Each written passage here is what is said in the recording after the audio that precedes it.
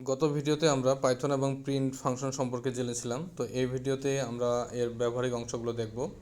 তো ব্যবহারিক অংশগুলোর কথা আমি বলেছিলাম যে আমরা গুগল প্লে স্টোরে আমরা পাইথন কোডপ্যাড সফটওয়্যারটি পাবো।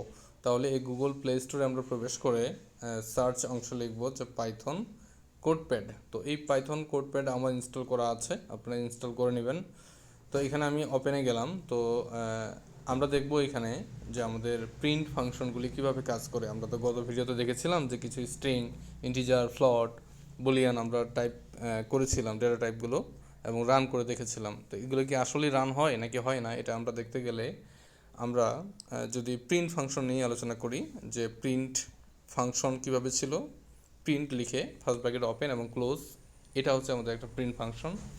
এর মধ্যে আমরা বিভিন্ন ডেটা টাইপ প্রিন্ট করতে পারি, রান করে দেখতে পারি। তাহলে এখানে আমরা প্রথমে রান করেছিলাম কি, যে আমরা চাইলে ফার্স্ট কোটেশন ওপেন এবং ক্লোজ দিতে পারি। এটা দিয়ে দেখি আগে একটা আমরা রান করেছিলাম কি হ্যালো। তাহলে আমরা যদি হ্যালো এটা রান করে দেখি, তাহলে আমাদের রান অপশনটা রয়েছে এখানে, মোবাইলের কম্পিউটার আলাদা জায়গায় রয়েছে রান অপশনটি এটি। তো এখানে যদি আমরা ক্লিক করি তাহলে এটা অটোমেটিক রান হয়ে যাবে, কোনো ভুল দেখাবে না। তাহলে আমরা যদি রান করে থাকি তাহলে আউটপুট পাবো হ্যালো। আচ্ছা, এটা যদি আমরা ফার্স্ট ব্র্যাকেট না দিয়ে ফার্স্ট কোটেশন না দিয়ে যদি আমরা সেকেন্ড কোটেশন ইউজ করতাম তাহলে আমাদের সেম রান হতো। আচ্ছা, এরপরে আমাদের ছিল একটি ইন্টিজার রান করা। তো আমরা যদি চাই একটি ইন্টিজার 23 দিয়েছিলাম এর আগের ভিডিওতে, 23 আমরা যদি রান করি তাহলে সুন্দরভাবে রান হয়ে যাবে। আবার 23.34 যেটি আমাদের ছিল, এটা যদি আমরা রান করি তাহলে এটা ফ্লোটিং নাম্বার হিসাবে রান হবে।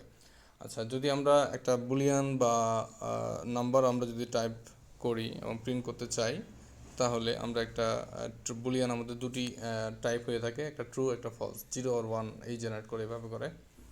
তো এই ট্রু আমরা যদি প্রিন্ট করে থাকি তাহলে আমাদের ট্রু প্রিন্ট হবে, এবং আমরা যদি ফলস টাইপ করে থাকি তাহলে আমাদের এটি রান হয়ে যাবে। তাহলে আমাদের প্রিন্ট ফাংশন সম্পর্কে আমরা জানলাম যে প্রিন্ট ফাংশনে আমরা একটি হ্যালো প্রিন্ট করলাম, ইন্টিজার প্রিন্ট করলাম, ফ্লোটিং, বুলিয়ান এবং স্ট্রিং টাইপের আমরা কিছু প্রিন্ট করে দেখলাম। তো আমরা বলেছিলাম যে কোটেশনের মধ্যে আমাদের লেখা লিখতে হবে, কিন্তু আমরা যদি 23-র মধ্যে কোটেশন দিয়ে দিই, এটি কিন্তু তাও আমার রান দেখাবে 23 কিন্তু আমরা পাবো আউটপুটে। কিন্তু এখানে একটা ব্যাপার আছে যে এই 23 কিন্তু কোনো নাম্বার নয়, এটি একটা স্ট্রিং, মানে এবিসিডি টাইপের হয়ে যাবে কনভার্ট করে যদি আমরা কোটেশন দিই। আর যদি কোটেশন না দিই তাহলে এটি আমাদের থাকবে একটি ইন্টিজার নাম্বার। তো এই ডেটা টাইপ সম্পর্কে আমরা পরবর্তী ভিডিওতে বিস্তারিত দেখব। তাহলে আমরা বুঝে যাব যে আসলে কোনটি স্ট্রিং, কোনটি ইন্টিজার, কোনটি ফ্লোটিং এবং কোনটি বুলিয়ান।